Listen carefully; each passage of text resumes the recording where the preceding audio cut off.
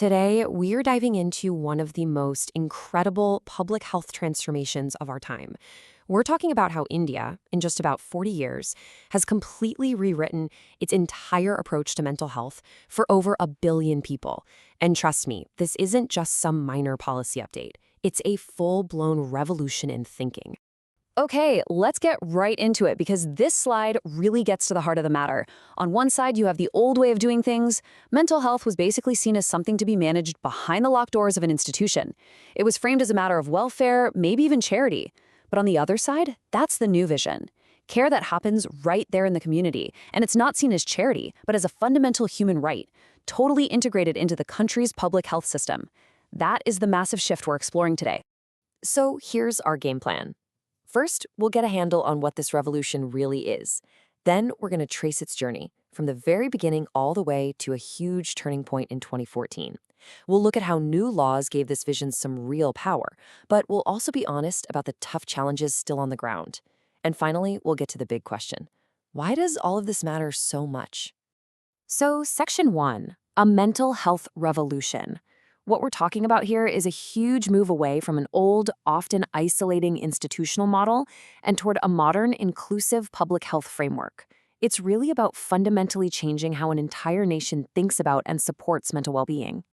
And a change this big doesn't just happen overnight. So let's take a look at how this whole journey got started. The groundwork for these massive shifts was actually being laid decades ago. This timeline really shows how two powerful forces came together.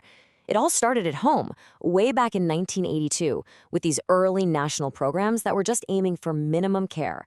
But then, fast forward to the 2000s, and boom, global movements like the UN Convention on the Rights of Persons with Disabilities gave everything a massive boost. It gave India's own efforts international support and a really clear roadmap for reform. Which brings us to our third section, and really the climax of this whole policy story, the 2014 paradigm shift. This was that single moment when all those different streams of influence finally came together to create a policy that would literally change everything. And here it is, the National Mental Health Policy of 2014.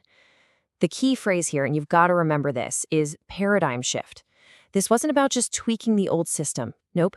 This was about building a totally new one, centered on promoting well-being, helping people recover, and doing all of it through the lens of human rights.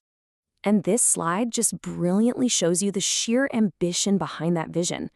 I mean, look at this. It wasn't just about providing treatment. It was about preventing illness in the first place, fighting stigma, making sure people could be part of the economy, and guaranteeing universal access to care. This is a complete 360-degree view of what mental health care should be. And what's so important is that this policy didn't just paint with a broad brush. It really zeroed in on those who are so often left behind by specifically calling out the needs of vulnerable groups. We're talking children, the homeless, people in the justice system. It embedded equity and justice right into its very core. But look, a powerful vision needs legal teeth to actually make a difference in the real world. And that brings us to our fourth section, creating the laws for this new era. How do you take a policy document and turn it into a legally binding reality? Well, you do it layer by layer. Step 1 was that 2014 policy, that's the big vision. Then step 2, in 2016, the Disabilities Act came along to reinforce people's rights and what they were entitled to. And the final piece of the puzzle was the 2017 Mental Health Care Act, which took that vision and made it operational, turning principles into actual actionable law. And the real-world impact of that 2017 Act is just profound. For the very first time, people could create something called advanced directives, which is basically a plan for their own care, giving them control even when they're not well. It decriminalized suicide attempts, which is a massive shift from punishment to compassion. And crucially, it forced insurance companies to cover mental illness, finally treating it with the same importance as physical illness. So the framework is progressive, it's comprehensive, it's legally sound. But that brings us to the reality check in Section 5, the challenges on the ground, because a great policy doesn't just automatically translate into perfect implementation. Which leads us to the really big question, right? We have this incredible framework on paper, but is a landmark policy on its own really enough to change a system that serves over 1 billion people? And this is where the next part of the story begins.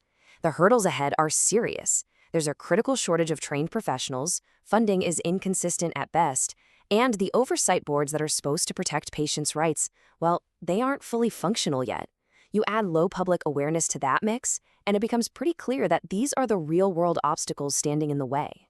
So, as we move into our final section, let's just step back for a second and ask, with all of these challenges, why does this shift still matter so much? What is the profound importance of this entire journey? You know, this quote from the source material just captures it perfectly. It is a landmark shift, from locking people away to caring for them in their own communities, from treating this as a matter of charity to recognizing it as a fundamental human right, and from having isolated services to a truly integrated public health plan. That is the entire revolution in a single sentence. So, what's the ultimate takeaway here? It's this.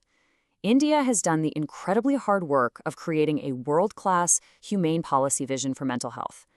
The final chapter, and maybe the most difficult one, is turning that amazing vision into a lived reality for over 1 billion people. And that leaves us with the final, forward-looking question.